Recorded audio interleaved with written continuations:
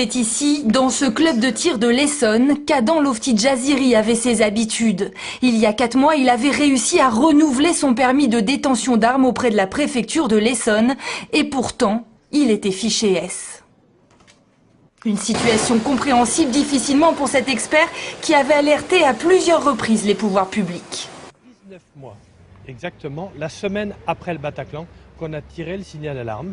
On a dit, nous on a des fichiers, qui sont des fichiers des détenteurs légaux d'armes à feu, passez-les au crible pour vérifier, puisque c'est à l'État de le faire, puisque c'est secret, les fiches S, passez-les au crible pour savoir combien il y a d'individus qui ont des armes ou qui pratiquent le tir en s'entraînant. Hélas, nous n'avons pas été suivis. L'assaillant possédait 9 armes en toute légalité, alors qu'il avait été repéré depuis 2015. Comment un homme soupçonné de pouvoir basculer dans l'action terroriste pouvait-il légalement être armé? Ce soir, syndicats et experts s'interrogent. Il faut immédiatement lui retirer les armes, au travers des perquisitions qu'on qualifie de perquisitions administratives.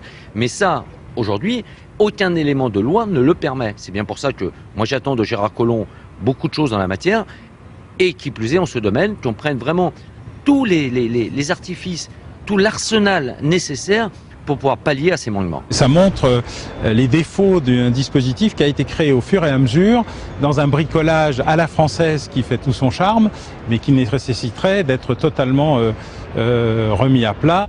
Mais la version du gouvernement diverge. Pour le Premier ministre, aucune faille n'est à déplorer.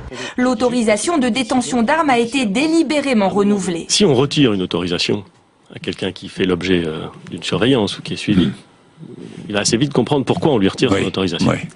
Manœuvre stratégique ou faille du système, quelle que soit la raison, il s'agit d'un raté qui aurait pu être beaucoup plus meurtrier.